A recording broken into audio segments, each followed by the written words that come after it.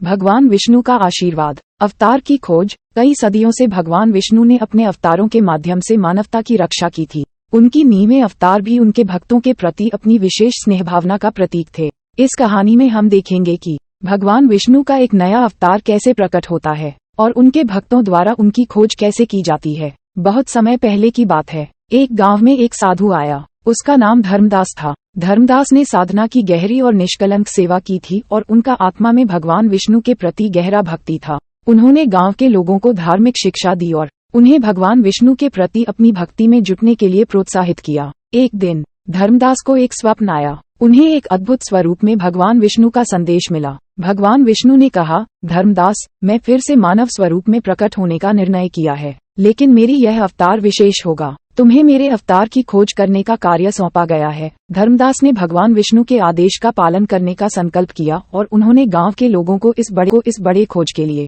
तैयार किया। वे जानने की कोशिश करने लगे कि भगवान विष्णु का नया अवतार कैसे दिखेगा और क्या मिशन उसके साथ होगा। धर्मदास के गांव में एक दिन एक साधु आया जिसका नाम नारायण था। वह साधु बहुत ही आत्मा की अद्वितीय शक्तियों के बारे में जानकार थे और उन्हें धर्मदास के खोज के मिशन में मदद करने का निर्णय लिया। नारायण और धर्मदास एक साथ काम करने लगे और वे भगवान विष्णु के नए अवतार की खोज के लिए बड़ी कठिनाइयों का सामना करने लगे। वे भूमि के चारों ओर यात्रा करते रहे, लेकिन भगवान विष्णु का नया अवतार कहीं नहीं दिखाई दिया। कुछ सप्ताहों के बाद एक दिन वे एक छोटे से गांव में पहुंचे जो अब तक उनकी नजरों से छिपा हुआ था। जब वे गांव में घुसे तो उन्होंने एक बच्चे को देखा जो अपने माता पिता के साथ खेल रहा था। ये बच्चा अपनी माता की आंचल में सुरक्षित था और उसके आसपास के लोग बच्चे के साथ बहुत प्यार से बर्ताव कर रहे थे। धर्मदास और नारायण ने इस बच्चे को ध्यान से देखा और उन्होंने महसूस किया कि इस छोटे से बच्चे में कुछ है। वे बच्चे के पास गए और उसके माता पिता से बात की। माता पिता ने बताया कि इस बच्चे का नाम विक्रम है और वे इसे बहुत अद्भुत घटनाओं के चलते सभी के सामने रख दिए थे। विक्रम के जन्म के समय भगवान विष्णु का मंगलमय स्वप्न आया था, जिसमें उन्होंने इस बच्चे के अद्वितीय मिशन का बताया था। उन्होंने भगवान विष्णु के आदेश का पालन करते हुए विक्रम को अपने पास पाला था।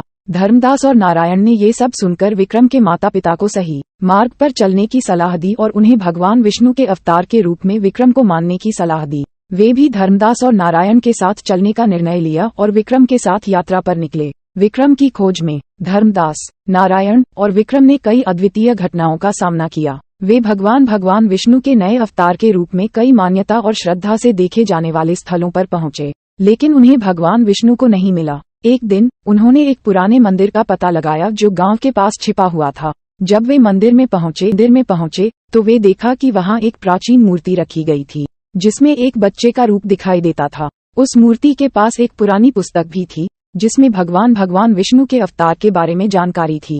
धर्मदास, नारायण और विक्रम ने उस मूर्ति के सामने प्रणाम किया और पुस्तक को पढ़ा। पुस्तक में लिखा था कि भगवान विष्णु ने इस अवतार के माध्यम से मानवता की रक्षा की थी और उन्होंने इसे अपने नए अवतार के रूप में प्रकट करने का निर्णय लिया था। धर्मदास, नारायण और विक्रम ने ये समझा कि भगवान विष्णु का नया अवतार इस बच्चे के रूप में हो सकता है। वे मंदिर में रात बिताने और मूर्ति की पूजा करने का निर्णय लिया। विक्रम के साथ बिताई गई रात के बाद रात के समय भगवान विष्णु का आशीर्वाद मिला। मूर्ति से निकलकर भगवान विष्णु ने अपना असली रूप प्रकट किया और धर्मदास, नारायण और विक्रम को आशीर्वाद दिया। भगवान विष्णु ने कहा, तुम तीनों मेरे भक्त हो और तुमने मेरे नए अवतार की खोज में मेरी प्रतिज्ञा का पालन किया है। मैं आप सभी को आशीर्वाद देता हूँ कि तुम्हारी यह श्रद्धा और समर्पण कभी न हारे। धर्मदास, नारायण और विक्रम को भगवान विष्णु का आशीर्वाद प्राप्त होने पर बहुत खुशी हुई और वे उनके नए अवतार की पूजा करने लगे। इसके बाद वे गांव के लोगों को इस अवतार के बारे में बताने और उन्हें भगवान विष्णु के प्रति अपनी भक्ति में जुटने के लिए प्रोत्साहित करने लगे।